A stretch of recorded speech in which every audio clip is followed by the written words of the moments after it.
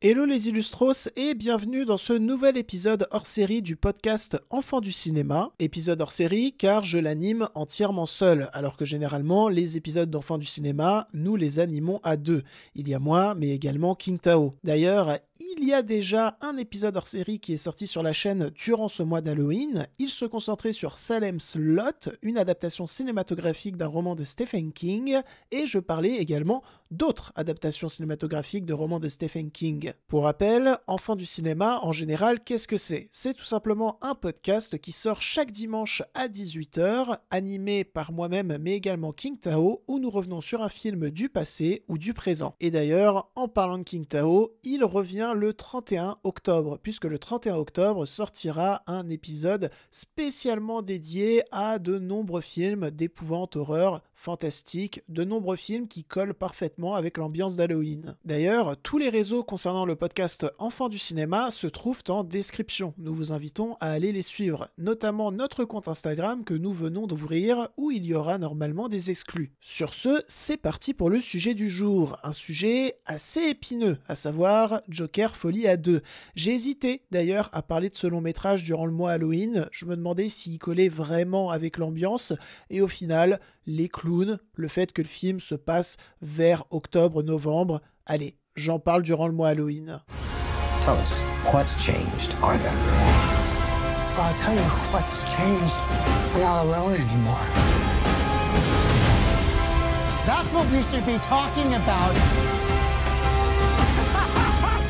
Joker Folie à deux est un long métrage sorti le 2 octobre 2024 dans nos salles obscures. Il dure 2h20, c'est de l'action, du drame, de la romance et surtout de la comédie musicale. Et c'est réalisé par Todd Phillips.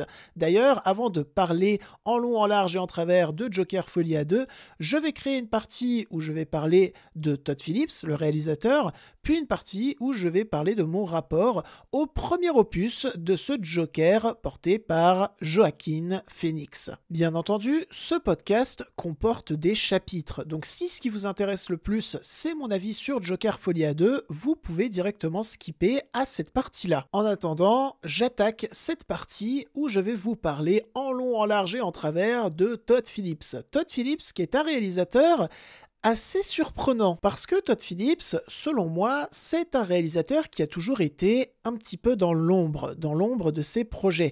C'est seulement avec Joker sorti en 2019 qui, toujours selon moi, il a été mis sur le devant de la scène. Puisque Joker de 2019, au-delà d'avoir été un immense succès au box-office, récoltant plus de 1 milliard de dollars de recettes, c'était à l'époque le film R-rated le plus rentable de tous les temps, Joker de 2019 a également été un sacré succès critique, ce qui a permis au long métrage de recevoir grand nombre de nominations, notamment aux Oscars. J'ai actuellement sous les yeux le nombre complet de nominations qu'a reçu Joker pour les Oscars 2019, et c'est assez insane, puisque le film a été nominé en meilleur montage, en meilleur maquillage, en meilleur costume, en meilleure photographie, en meilleur mixage sonore, meilleur montage sonore, mais également en meilleur scénario adapté, meilleure musique, meilleur acteur ou encore meilleur film.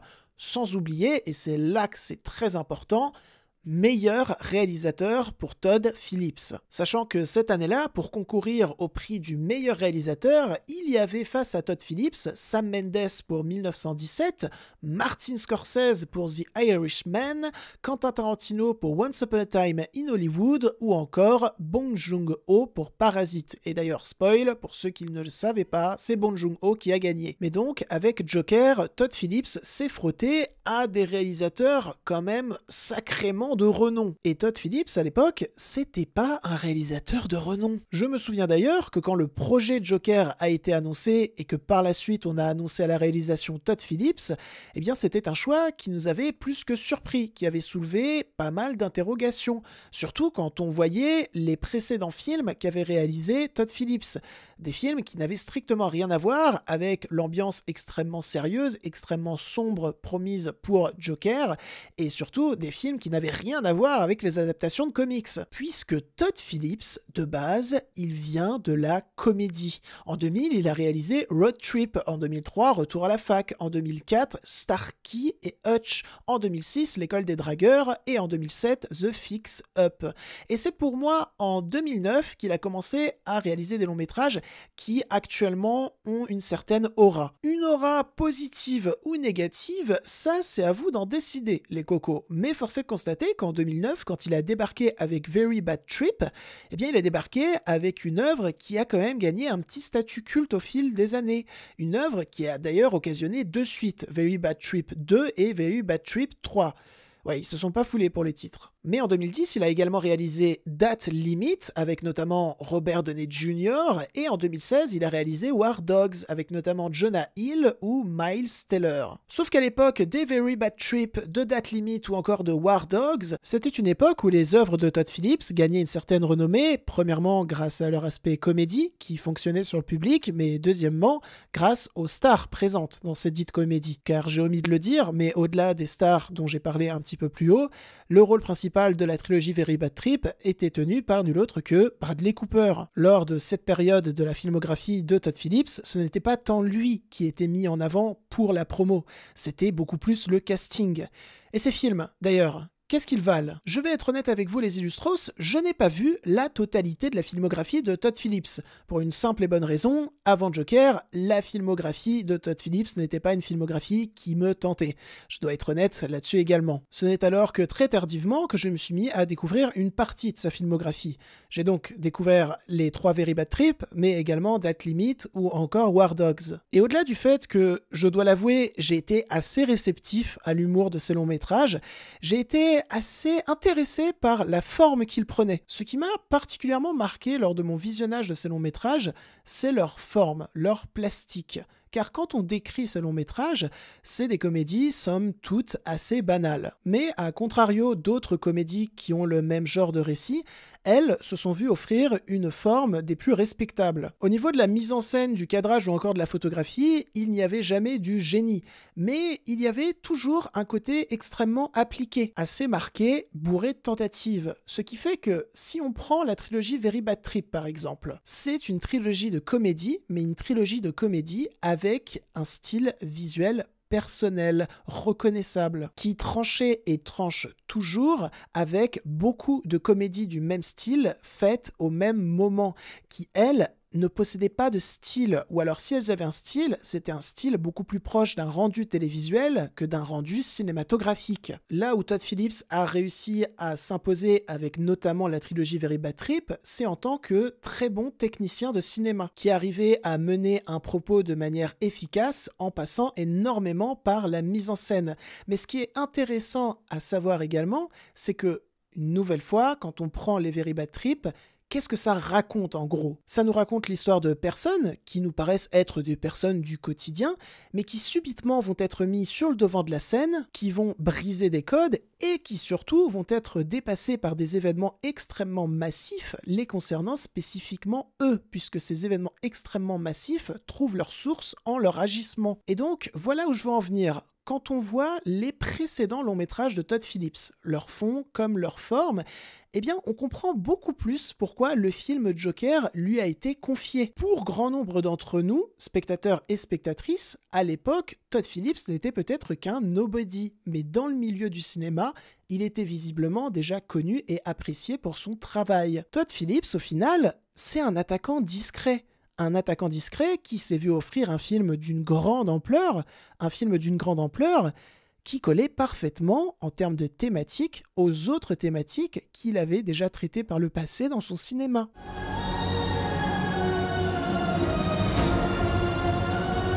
Gotham's lost its way. What kind of coward would do something that cold-blooded? Someone who hides behind a mask.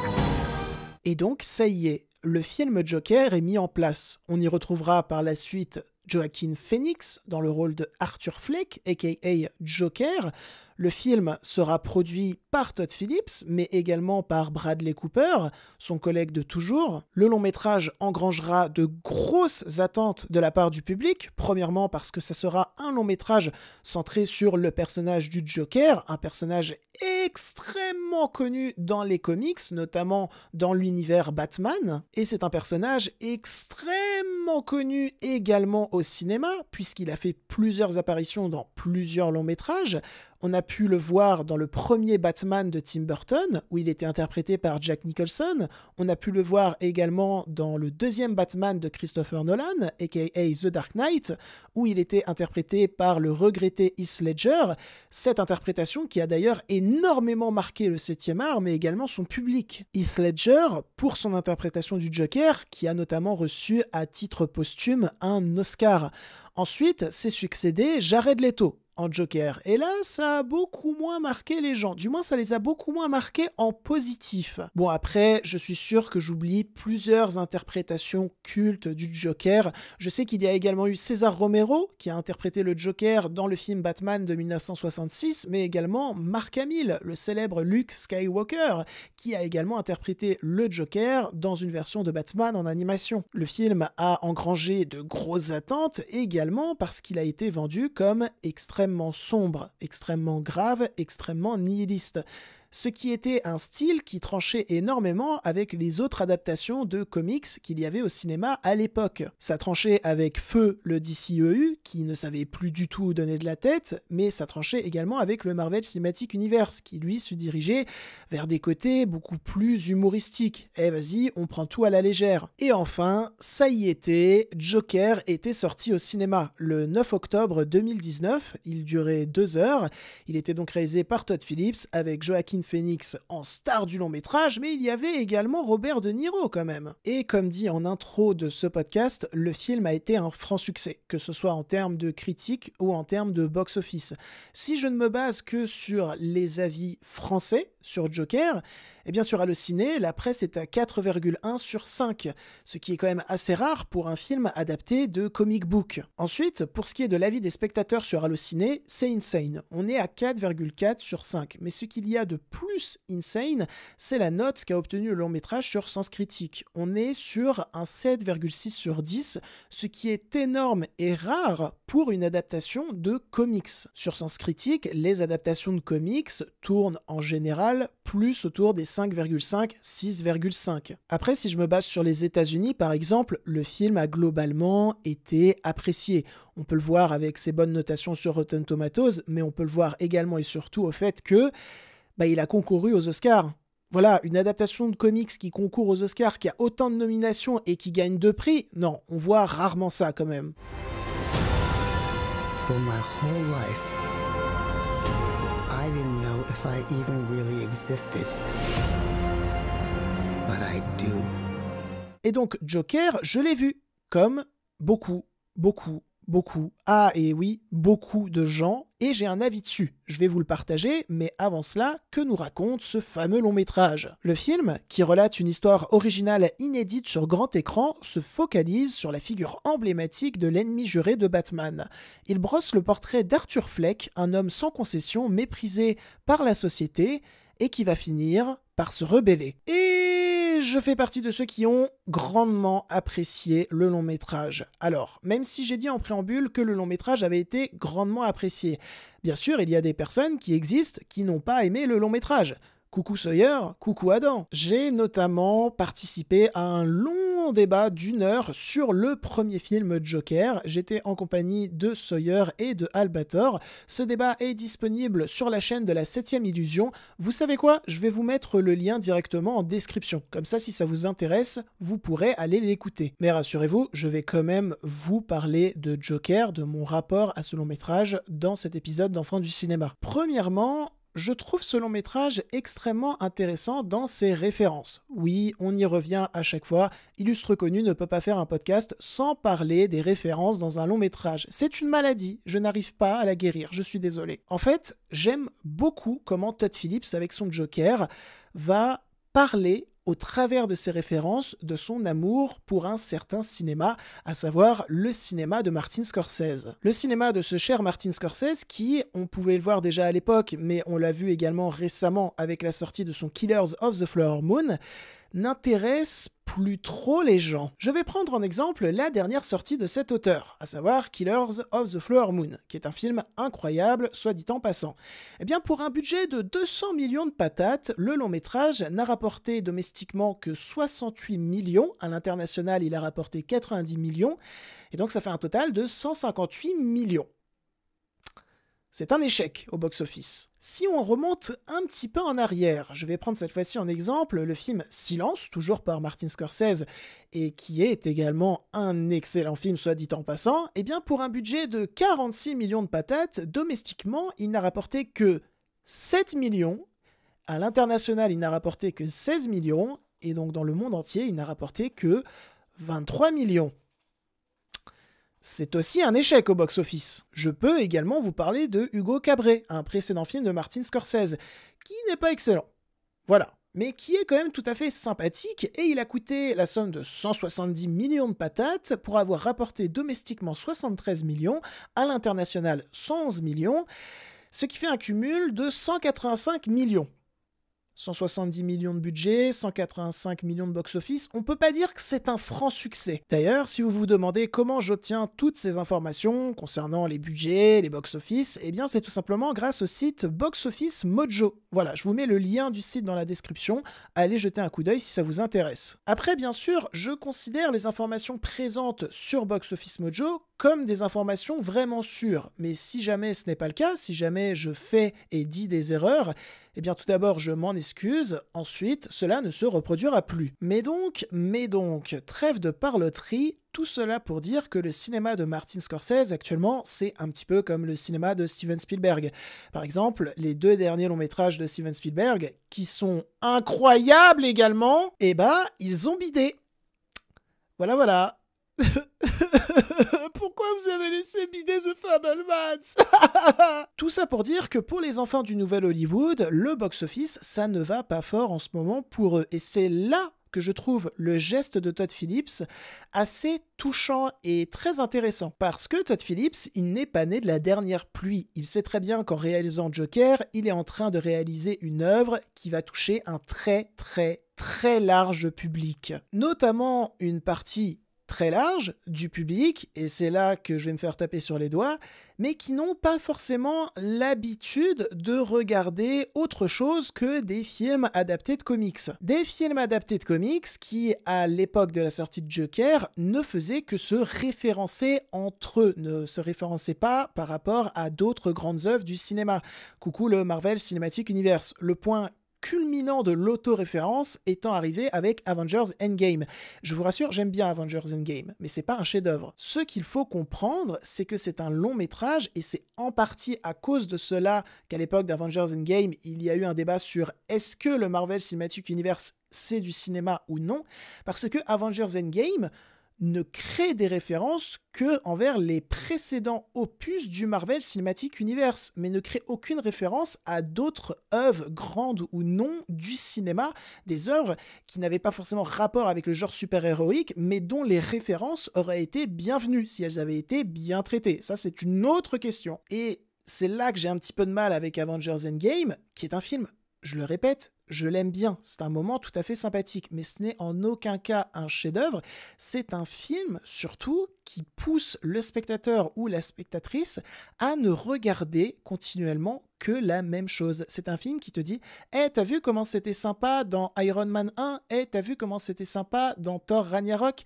Mais qui ne te dit jamais « Hey, t'as vu comment cette référence à ce film-là, elle est sympa, elle est bien utilisée, et tiens, peut-être qu'il faudrait que tu ailles voir autre chose, que tu ouvres ton esprit vers de nouvelles horizons cinématographiques. » Et là, t'as Todd Phillips qui arrive avec Joker, un film d'une grande ampleur, un film d'une grande importance pour cette partie précise du public, et dans ce film, il va décider de référencer, pour certains de manière grossière, mais pour moi d'une manière intelligente, puisqu'il va décider, avec ses références, de remettre sur le devant de la scène un certain cinéma extrêmement important, un certain cinéma qu'une partie du public commençait à laisser de côté, à savoir le cinéma de Martin Scorsese. Évidemment que les références vont être ultra évidentes, mais le but, c'est justement qu'elles soient ultra évidentes, parce que je ne compte même plus le nombre d'articles que j'avais vus à l'époque de Joker qui disaient « Joker de Todd Phillips ne serait rien sans La valse des pantins de Martin Scorsese, ne serait rien sans Taxi Driver de Martin Scorsese ». Et ces articles-là, on ne les a pas eus qu'en France. Et personnellement, ces articles, je les ai lus à l'époque, et c'est là que ça va en faire bondir plus d'un, mais je ne connaissais pas vraiment La valse des pantins ou Taxi Driver. Je savais que Taxi Driver existait, que c'était un film ultra culte, mais je ne l'avais pas vu. Par contre, La valse des pantins, désolé, vous pouvez me taper sur les doigts, mais je ne savais pas que ça existait à l'époque. Parce que moi aussi, j'étais moins ouvert que maintenant. Au niveau du cinéma, j'étais un petit peu en permanence dans ma zone de confort. Et ayant beaucoup aimé Joker, ces articles m'ont interpellé. Et évidemment que j'ai eu envie de découvrir par la suite La valse des pantins et Taxi Driver, ce que j'ai fait.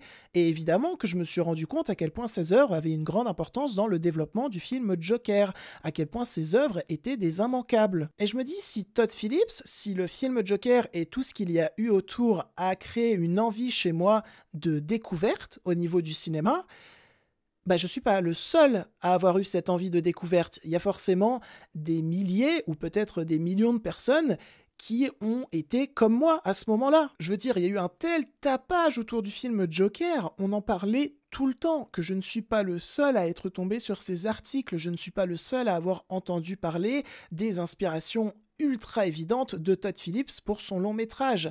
Moi aussi, à l'époque, j'étais dans une zone de confort, mais Joker, en quelque sorte, m'a poussé à découvrir une partie du cinéma qui est actuellement ultra importante pour moi. Joker est pour moi une œuvre qui a donc ouvert au cinéma à toute une tranche du public. Et cette intention, au-delà d'être extrêmement importante et bien établie tout simplement, eh bien on peut la retrouver également dans des longs métrages comme The Batman de Matt Reeves. The Batman de Matt Reeves, qu'est-ce que c'est à part un long métrage qui crie son amour au cinéma de David Fincher, de la même manière que Joker crie son amour au cinéma de Martin Scorsese, de manière à ce que les personnes qui aiment The Batman et qui ne connaissaient pas forcément le cinéma de David Fincher voient que c'est inspiré du cinéma de David Fincher et partent à la découverte du cinéma de David Fincher. Et ça fait beaucoup de fois que je dis David Fincher. David Fincher, David Fincher, David Fincher. Et au-delà de tout ça qui a tendance à me passionner, Joker de Todd Phillips est un film que j'aime beaucoup parce que tout simplement,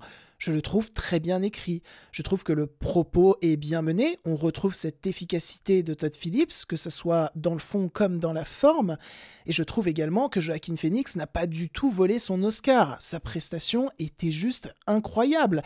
Tellement incroyable que, pendant un temps, Joaquin Phoenix a été mon interprétation préférée du Joker. Est-ce que ça l'est encore maintenant ?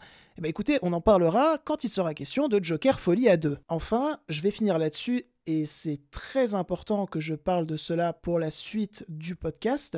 Ce que j'aime beaucoup avec Joker de Todd Phillips, c'est la manière dont, dans le fond comme dans la forme, un symbole en la personne de Arthur Fleck, en le personnage du Joker, va être dans un premier temps construit, puis complètement déconstruit. Et ce, pour de bonnes raisons et de manière efficace. Et c'est là que j'ai un gros point de discorde avec mon cher collègue Sawyer de la 7ème Illusion. Si j'ai bien compris les dires de Sawyer, il trouve que le point de vue sur le personnage d'Arthur Fleck, sur le personnage du Joker et ses actions, est beaucoup trop flou de la part de Todd Phillips, que Todd Phillips a plus tendance à encenser une personne qui ne devrait pas être encensée. Et moi, je pense exactement l'inverse. Je trouve que Todd Phillips, au travers de son écriture ou de sa mise en scène, finit par montrer très clairement que ce symbole qui est en train de se construire n'est en rien positif. Et Todd Phillips le critique et le détruit, ce symbole, de manière extrêmement évidente, notamment dans deux séquences qui sont pour moi extrêmement limpides. Je parle de la première séquence finale où le Joker a fait ce qu'il a fait à la télévision.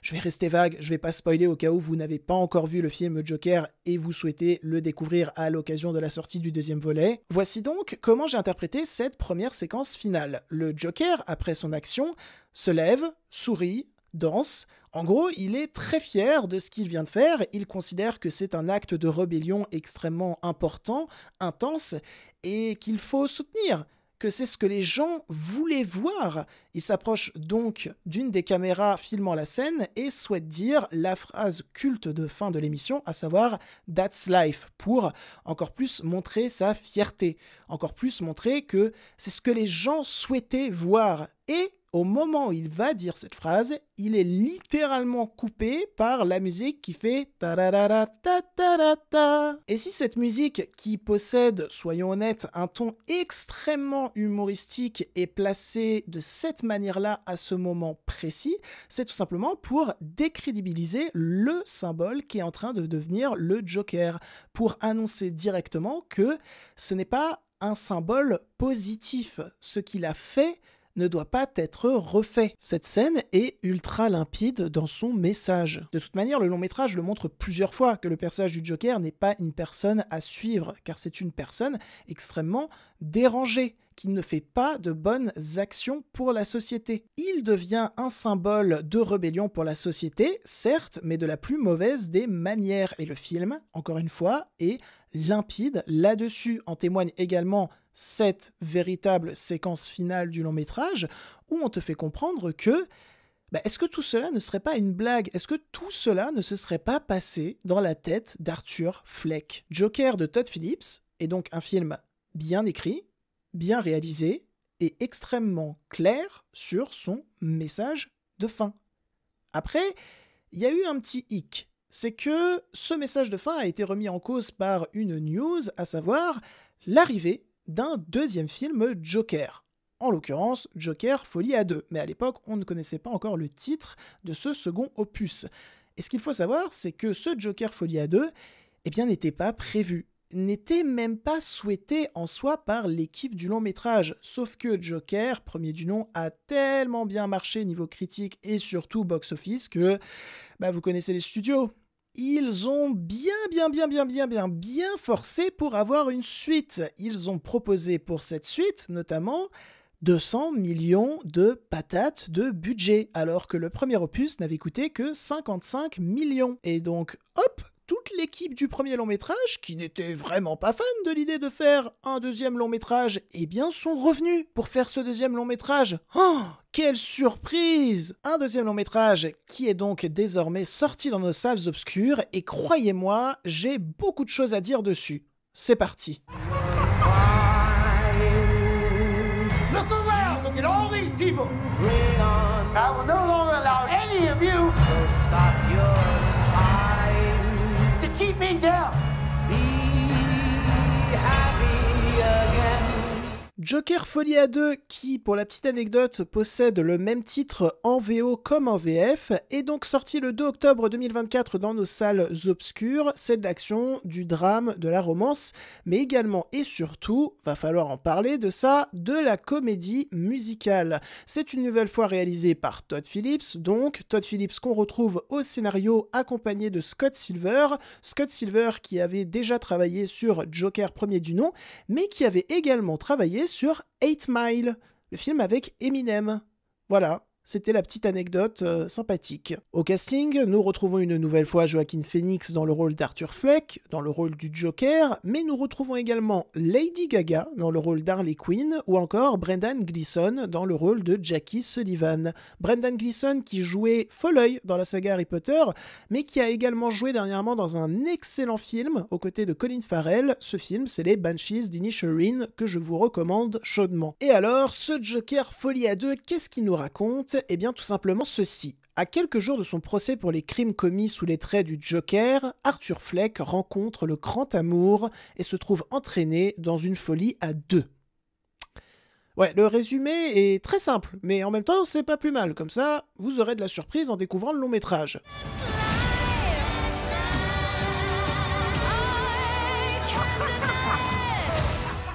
Ce Joker Folie à deux, c'est un sujet des plus épineux, puisque à contrario du premier volet, qui avait été projeté en avant-première à la Mostra de Venise de l'époque et qui avait surtout remporté le Lion d'Or, Joker Folie à deux, qui a également été projeté en avant-première à la Mostra de Venise de cette année, n'a rien remporté du tout.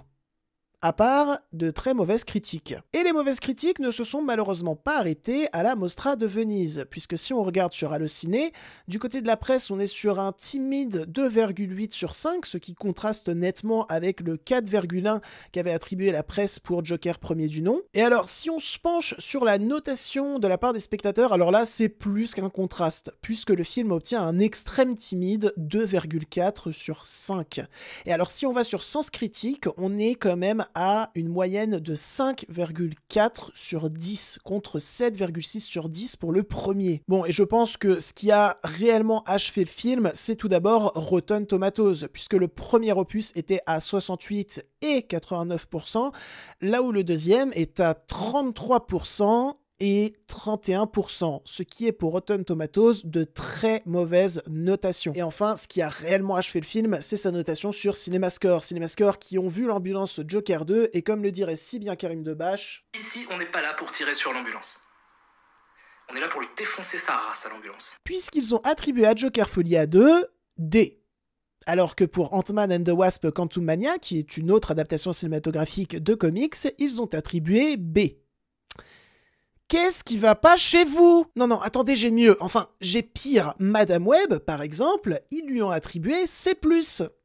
Je le répète, qu'est-ce qui ne va pas chez vous? Si j'ai cité Ant-Man and the Wasp Quantumania ou encore Madame Web, ce n'était pas anodin. C'est tout simplement parce que c'est des adaptations de comics sur grand écran qui font partie des pires adaptations de comics au cinéma. Ces œuvres, quand on est allé les voir et qu'on en est sorti, je pensais qu'on était tous et toutes d'accord pour dire qu'il n'y avait pratiquement rien qui allait dedans, que c'était à la limite de ne pas être de l'art. Alors comment vous pouvez aller voir Joker Folia 2, en sortir et dire décemment par la suite que c'est pire que ces œuvres-là ?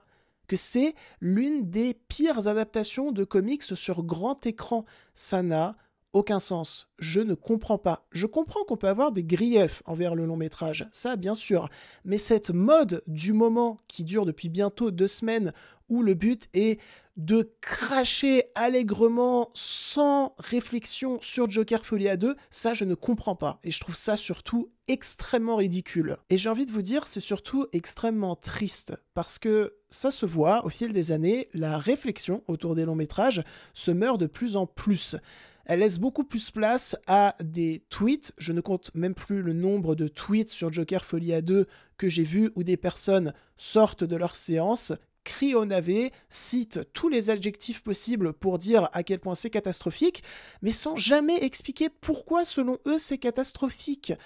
Cette mode est une mode de haine envers un long métrage. Il faut détester Joker 2. Il ne faut jamais expliquer pourquoi on ne l'a pas aimé. Non, il faut juste lui cracher à la gueule allègrement. C'est méga déprimant.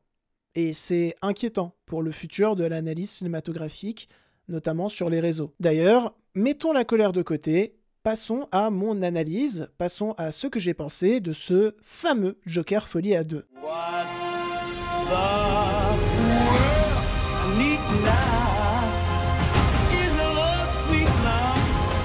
It's the only thing that there's just too little of. En ce qui me concerne, j'ai grandement apprécié Joker Folia 2, mais je conçois également qu'il ait pu décevoir. Avant de continuer mon argumentaire, je tiens à préciser que même si j'ai grandement apprécié cette suite, je préfère quand même nettement l'original. Voici ce que j'ai dit en sortant de ma séance de Joker Folia 2. Joker Folia 2 est une paraphrase aussi inutile qu'utile. Une œuvre effectivement vouée à décevoir pour ceux ou celles qui voyaient en le Joker interprété par Joaquin Phoenix un symbole. Chose qui ne doit pas être, et surtout n'est pas. Une œuvre effectivement vouée à décevoir pour ceux ou celles qui attendaient de l'Harley Quinn interprétée par Lady Gaga un véritable personnage, et non une représentation d'un message de l'auteur. Il se dégage de cet opus une substance frustrante, mais tout de même nécessaire pour une partie du public. Intéressant de voir également comment les scènes de comédie musicale rebutent et ne fascinent point, alors que c'est précisément leur volonté. Todd Phillips les utilise comme pour parasiter une grosse commande de Warner qu'il ne souhaitait pas avoir entre ses mains. Ce sont ces scènes qui arrivent à faire exister un long métrage perdu d'avance. Joker Folia 2, c'est un échec calculé et captivant. Ouais, dit comme ça, on dirait que j'ai pas grandement aimé, mais je vous jure que c'est le cas. Tout d'abord, ce qu'il faut savoir, c'est qu'il y a eu un problème de taille avec le premier long métrage Joker. Un problème de taille que je n'ai pas abordé tout à l'heure exprès. Ce problème de taille est le suivant. Beaucoup de personnes, en ayant fini le visionnage de Joker, ont vu en le personnage d'Arthur Fleck, en le personnage du Joker, un symbole à encourager, un symbole à suivre. Ce qui est assez intéressant, mais également assez étrange, voire assez incompréhensible. Car comme pour beaucoup de gens, j'en parlais plus haut, je trouve que le premier film Joker indique de manière très claire, que ce soit dans son fond ou dans sa forme, que le personnage n'est absolument pas à suivre, n'est pas à encourager. Mais force est de constater qu'à la sortie du long métrage, et encore maintenant, nous tombons tous très souvent sur des comptes Twitter, par exemple, avec en photo de profil le Joker de Joaquin Phoenix. Par moment, en discussion avec certaines personnes, eh bien certaines personnes vont nous sortir que le Joker de Joaquin Phoenix a raison. Il est donc évident que toute une tranche du public n'a pas compris le premier film Joker. Et je le répète, ce n'est en aucun cas à cause du long métrage qui, je le répète, est extrêmement clair dans son message. Mais du coup, toute une tranche du public attendait pour ce Joker Folie à 2 que Arthur Fleck, que le Joker continue de devenir ce symbole de rébellion, qu'il continue de devenir ce symbole de rébellion à sa manière. Que dans Joker 2, il y ait encore un déferlement de violence, que le sang coule. Sauf que non. Joker Folie à 2 n'est pas ça. Et j'ai envie de vous dire, c'est une très bonne chose qu'il ne soit pas ça. Todd Phillips a continué d'élargir le propos qu'il avait placé dans le premier long métrage, où, au lieu de dire qu'il l'a élargi, on peut dire qu'il l'a paraphrasé. Et c'est là que le long métrage a donc doublement déçu. Il a déçu les personnes qui attendaient de la violence, du sang, et il a déçu les personnes qui avaient compris le premier long métrage et qui attendaient donc pour ce second long métrage un renouvellement de thématique, chose que le film n'a pas forcément. Et j'ai le cul entre deux chaises sur Joker Folie à 2, parce que d'un côté, je ne suis absolument pas déçu qu'il n'y ait pas ce déferlement de violence, pour moi ça n'aurait vraiment eu aucun sens que ça y soit. D'un autre côté, je ne suis pas déçu par le fait qu'il surexplique le propos du premier film, mais d'un autre côté, je comprends parfaitement que ça ait déçu. Je vais surtout me concentrer assez rapidement sur le pourquoi du comment je ne suis pas déçu par cet aspect paraphrase. Parce que tout simplement, je vais vous citer une phrase que j'aime beaucoup et qui pour moi n'est pas assez entendue. Le cinéma n'est pas là pour te donner ce que tu veux, il est là pour te donner ce dont tu as besoin.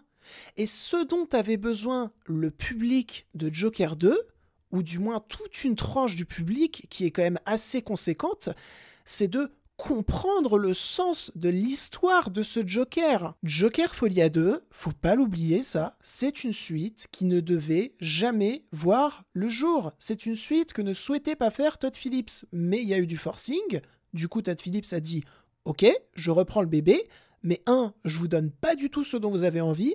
2, je vous explique à quel point ça ne sert à rien de vouloir toujours faire des suites à des succès, surtout quand on n'a pas compris l'œuvre originale. Je trouve le choix de Todd Phillips de créer une œuvre qui va forcément décevoir de cette manière assez courageux, vu toute l'aura qu'a gagné le premier long métrage en seulement 5 ans. Et surtout, je trouve que c'est un choix pertinent qu'on peut retrouver dans de nombreux autres films, pas si anciens d'ailleurs. Comme par exemple dans l'excellente 4e suite de Matrix, à savoir Matrix Resurrection. Même si je trouve que dans Matrix Resurrection, cette intention est traitée avec génie. Je trouve pas que cette intention soit traitée avec génie dans Joker Folie à 2. Elle est traitée à la Todd Phillips, c'est-à-dire avec de l'efficacité.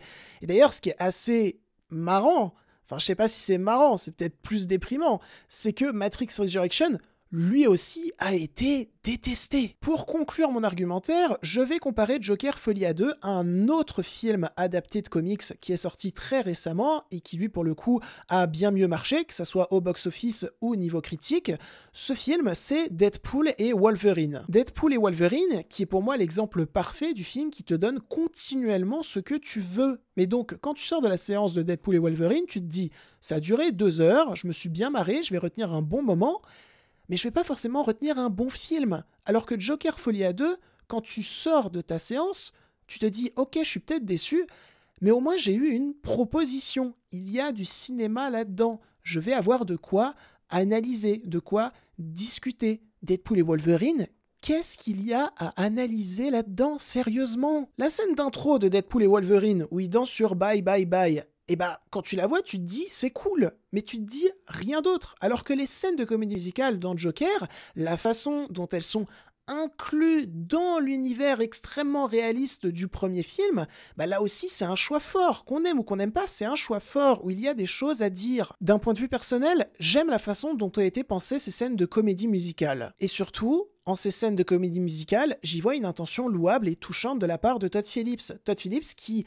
en réalisant Joker Folie à 2 de la manière dont il est en train de le réaliser, a parfaitement conscience qu'il va être obligé de réitérer le propos du premier long métrage, et pour éviter une certaine répétition lourde, flemmarde, il va réitérer ce propos en chansons. Des chansons qui plus est, qui sont extrêmement pertinentes dans le choix des morceaux, dans la manière dont ils vont être réinventés par le chant des comédiens. Personnellement, j'ai été extrêmement touché par cette scène où Joaquin Phoenix chante avec quelques fausses notes « Ne me quitte pas » de Jacques Brel. Ces fausses notes remplies de douleur, remplies de drame. You go away, ne me quitte pas. D'ailleurs, pour ce qui est des acteurs et des actrices, ils sont tous excellents. Concernant Lady Gaga qui fait son entrée dans cet univers avec ce film, je l'ai trouvée très bien également. En plus du fait qu'elle interprète un personnage extrêmement captivant. Un personnage qui représente justement une partie du public qui souhaitait voir un déferlement de violence, qui souhaitait voir du spectacle. C'est donc tout naturellement qu'au fur et à mesure qu'on avance dans le long métrage, le personnage d'Harley Quinn va être mis de plus en plus de côté. Et je comprends que ça ait déçu des gens, mais personnellement je trouve que c'est un choix logique qui raconte quelque chose de fort, donc je n'ai pas été déçu. Je n'ai pas été déçu également par la fameuse fin du long métrage tant décriée, qui explique, alors là, d'une manière, je pense qu'il n'y a pas plus clair, que quand les gens n'ont pas ce qu'ils veulent, quand ils ne sont pas rassasiés, ils seront éternellement mécontents et chercheront éternellement un autre symbole d'une manière qui n'a aucun sens. Et beaucoup de gens sont en train de donner raison à cette séquence finale, puisque beaucoup de gens ne l'aiment pas tout simplement parce qu'ils ne la comprennent pas et parce que surtout ce n'était pas ce qu'ils souhaitaient. À la rigueur, s'il y a un point sur lequel le long métrage m'a franchement déçu, c'est concernant sa bande originale composée une nouvelle fois par Hildur Guðnadóttir, qui avait fait un travail formidable pour le premier opus et qui là, sur le deuxième, vraiment, elle s'est pas foulée, quoi. Et c'est vraiment dommage, parce que la bande originale du premier opus, je sais pas si vous vous en souvenez, mais c'était absolument dingue.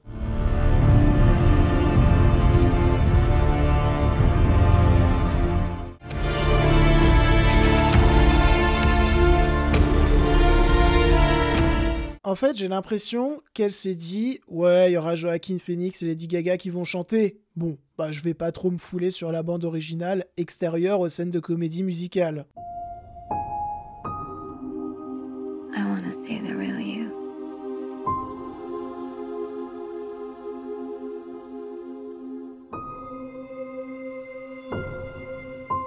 Mais donc voilà, Joker Folie à 2, c'est une déception réussie. C'est un film que j'ai beaucoup aimé, même si je conçois qu'il puisse décevoir grand nombre de personnes. Par contre, je ne comprends vraiment pas cette vague de haine envers le long métrage. Ça, je ne comprendrai jamais. Les gens, quand même, arrivent, après 2 films, à faire exactement ce que les 2 films critiquent, à savoir créer du spectacle abrutissant. C'est quand même assez lunaire, hein, franchement. Mais sur ce, j'espère que cet épisode hors série d'Enfants du cinéma vous aura plu, intéressé et diverti. Si c'est le cas, n'oubliez pas de le liker, de le commenter, de le partager, ou encore de vous abonner à la chaîne. Vous pouvez retrouver Enfants du cinéma non seulement sur Instagram, mais également sur Twitter, sans oublier Spotify. Tous les liens sont en description. Cet épisode faisant partie du mois Halloween 3, vous pouvez bien entendu retrouver toutes les autres vidéos, tous les autres podcasts faisant partie du mois Halloween 3 qui sont d'ores et déjà disponibles sur la chaîne. Tous mes réseaux et tous les réseaux de King Tao se trouvent en description. N'hésitez pas à aller nous suivre dessus car nous sommes très présents. Maintenant, il ne me reste plus qu'à vous dire à dimanche prochain, puisqu'en effet, le dimanche 20 sortira un nouvel épisode hors série d'Enfants du cinéma, toujours à 18h. Je m'en vais côtoyer d'autres univers halloweenesques et je vous dis salut.